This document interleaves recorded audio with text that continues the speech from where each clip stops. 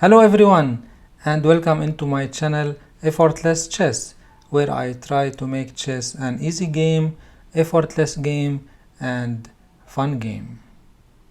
As you know, we have three parts in a chess game. The first part is called the opening, where we start the game. We have, as you know, three golden rules in the opening: pawn in the center, develop your pieces and castle your king. After we finish the opening, we develop all our pieces and our rooks are connected, looking at each other and protecting each other. Officially, we start the middle game.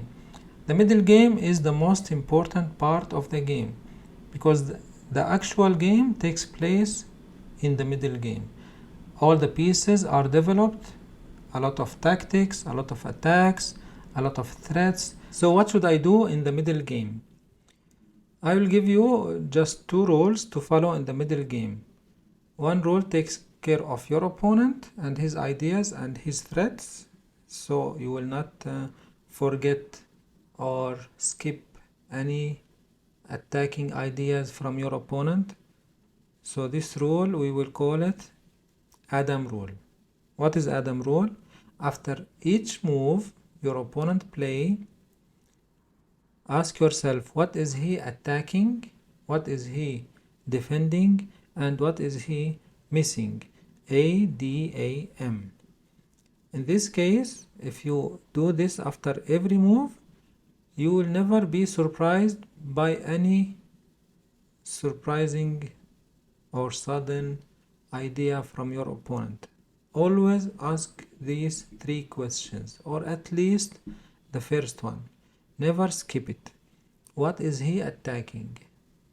In order to understand your opponent and control his ideas, it's better to continue the second and the third question. Attacking, defending, and missing. The second rule, if there is no touch between you and your opponent and no attack, nothing at all, everybody is playing in his own camp, we need to take care of our pieces. Always keep your pieces safe, active, and connected. Safety first. You should always keep your pieces protected, nobody attacking them, or even nobody can attack them, and keep them active so they can control a lot of space. And they have some targets against the opponent's king, opponent's queen, opponent's weak pieces. So you can, when he makes a mistake, you have some pieces to make use of this mistake. The third one is keep your pieces connected. I want my pieces always to work as a team, not just every piece working alone. Teamwork is much stronger and it has better results than playing every piece by itself. Try to apply these two rules and you will see how much it will improve your general play. Now let's go to the chessboard and play a game to see how we can apply these two new rules, Adam rule and sack rule. So let's start a new game and see how we can apply the new rules. Pawn in the center, develop your pieces, starting with the king side, and make sure always he is not attacking anything. If there is attack, like in this case, he is attacking my pawn, so I need to take care of this. I develop my queen's knight, protecting my central pawn. He pushed the pawn in the center. Is he attacking something? Yes, of course, my bishop and my pawn. If there is attack, I don't care about the defense because the attack has priority. So is he attacking something? Yes. Is he defending something? It's not important. Is he missing something? Yes, of course. How many defenders he has for this pawn? 1, 2. How many attackers I have? 1, 2, and 3. So 3 against 2, I can win a pawn. I can take this pawn with my bishop or with my knight. So it's up to you to decide. As my knight is protecting this pawn, I don't want to move it again and take the pawn. So it's better to take it with the bishop, which is much better. Now I can take with my knight, and we have just a pawn. What did he play? Pawn here. Is he attacking something? Yes, my central pawn. Is he defending something? This square, which is not important. Is he missing something? Actually not. He's just weakening his king on this line, and maybe this diagonal now is a bit weak. So can I take his pawn? Before you move a piece or even a pawn, ask yourself, what is this piece doing in this square? If it has a job, when you move it, you will lose the job which it was doing. So now my pawn is protecting my knight. If I take his pawn, he can take my knight for free. So I cannot take. If I cannot take, what should I do? Protecting this pawn. Usually it's better always to protect the central pawn with another pawn. Now all my pawns are supporting each other, especially the central pawn should be solid and protected. What did he do? Pawn to h5. Is he attacking something? Nothing. Is he defending something? Yes, the g4 pawn, which is empty. Is he missing something? He's just missing this square. It was protected and now it's not, and this square also, it is now weak. So I can use this square to develop my bishop, to finish my development, attacking his queen. Okay, he moved his queen. Is he attacking something? No. Is he defending something? Actually, he's running away from my bishop. Is he missing something? Not yet. So, if Adam rule doesn't give me any results, I go to the sack rule. Make your pieces safe and active and connected. Now I did not finish yet my development, so I will castle my king, so my king will be safe. He moved the queen here. Is he attacking something? No.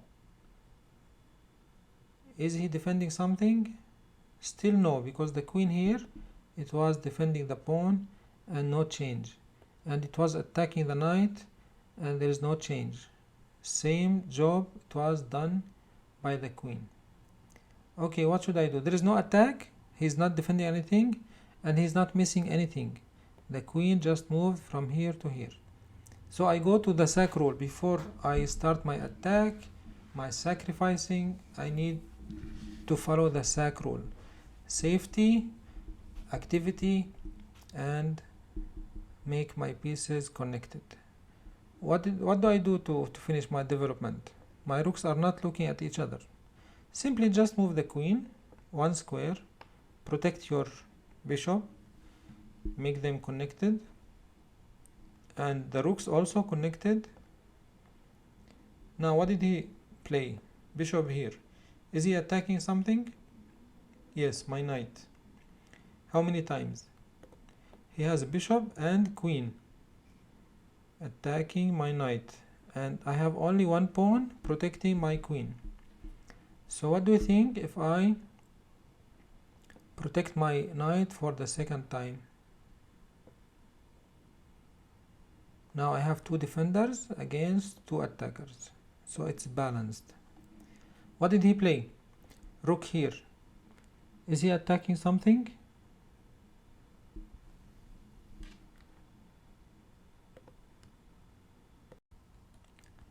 So what did he play? Rook here. Is he attacking something? No. Is he defending something? Yes, the pawn. Is he missing something? Maybe the rook was protecting this pawn, but now it's only defended by the queen. And I have no attackers against this pawn, so I cannot do anything. So now I go to take care of my pieces. Before I sacrifice, I need to make sure my pieces are safe, active, connected. All my pieces are safe. This bishop is protected by the knight is protected by the pawn, this knight is protected by two pawns, not just one, this pawn is protected by another pawn. So all are safe and connected, but they are not active. What are these rooks doing? They are not doing anything. So I move my rooks to the central files, maybe here, because this file, maybe it will be open one day. If he takes my knight anytime, I will take with my pawn and open this file. So let me activate my rook, and that's how I activate all my pieces. What did he play? Rook here, attacking nothing, defending this pawn, which was already defended by the queen. Is he missing something? Not really. So what should I do now? Can I activate something? All my pieces are safe and active and connected. What should I do? Let's make some attack on the queen side.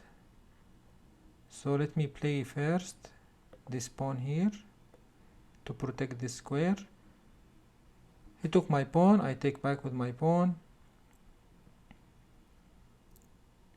He took my pawn. Is he attacking something? No.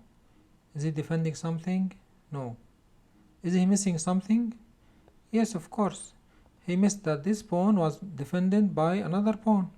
So I take his bishop for free and tell him thank you very much for the free piece. What did he do? Rook here. Is he attacking something?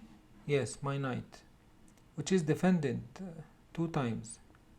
So I don't care. Is he defending something? No. Is he missing something? Let's see. The rook here is attacked by my own bishop. So I can take his rook and I win a rook for a bishop. As you know, the bishop worth 3 points and the rook 5. So I take his rook and tell him thank you very much. What did he do? He took my bishop with his king. Is he attacking something? No. Is he defending something? Maybe this pawn. Is he missing something? Yes, he missed that his king now is on the same file of my queen and rook. So now I can do something called discover check. If I move my knight wherever I want, I will give his king a check by my queen. So I just pick up the best square for my knight to give him such kind of discover check. To make it easy, I will not do something complicated. I will just put my knight here and give a check to the king and then take his rook by my knight. So now he took back my queen, my knight with his queen. So it's just a take back move. No attacking, no defending. Maybe nothing is missed. Let's make sure I have a queen. I can give a check from here.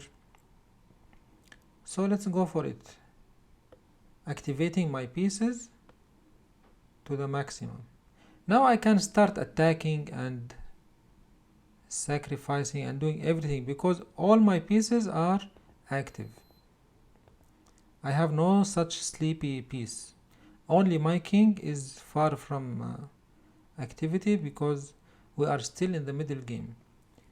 So I need my king to be super safe. Okay, now what should I do? Can I take this pawn? Let's count. How many attackers? The knight and the queen. How many defenders? Only his knight.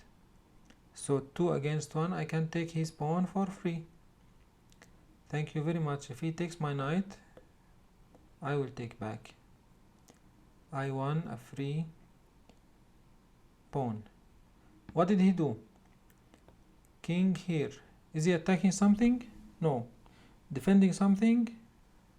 Maybe these 2 square. Is he missing something? Yes, the king here in the middle of the board. It should not be here.